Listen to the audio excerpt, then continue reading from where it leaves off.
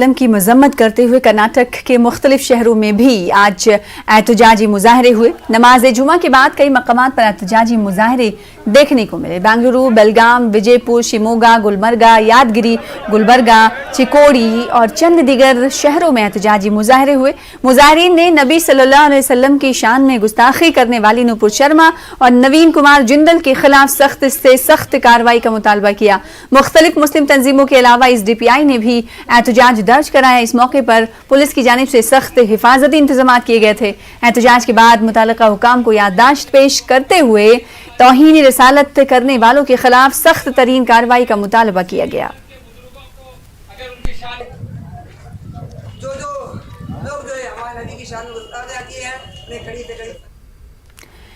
आगे बढ़ेंगे। आने वाले BBMP इंतखाबात के पेश नजर 3 सियासी पार्टियों ने मिलकर इत्तेहाद कायम किया है। Welfare party of India, JDU और KRS ने इत्तेहाद कायम किया है।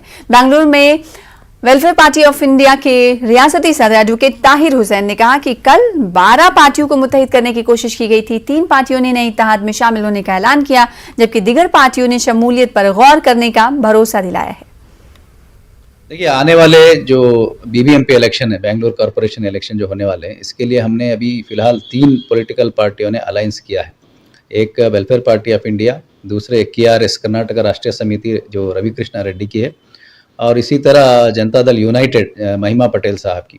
तो ये 3 पार्टियों ने हमने डिसाइड किया है कि आने वाले BBMP इलेक्शन में हम साथ मिल करके फाइट करेंगे और पूरे 243 सीटों पर हमारे कैंडिडेट्स को हम मैदान में उतारेंगे। देखिए, इस वक्त रियासत के अंदर और बिलखुसूस पूरे मुल्क में जिस किस्म की सियासत चल रही है, लोग उससे बेजार आ चुके हैं और मुल्क के अंदर और रियासत के अंदर बड़े बड़े मसाइल सुलग रहे हैं। अवाम परेशान है, पीने के पानी का मसला है, लोगों को रोड सेफ्टी नहीं मिल रही है, लोगों को खाने की चीज़ें नहीं मिल रही हैं, कीमतें बढ़ रही हैं, बहुत सारे मसाइल हैं, लेकिन इन पर किसी की तवज्जो नहीं है। तो हमने ये सोचा है कि हम अवाम, जो पीपल पॉलिटिक्स जिसको कहा जाता है, अवाम से मुताल्लिक़ जो मसाइल हैं, उसको लेकर के एक नया अध्याय हम जो है यहाँ की कर्नाटक की सियासत में हम शुरू करेंगे।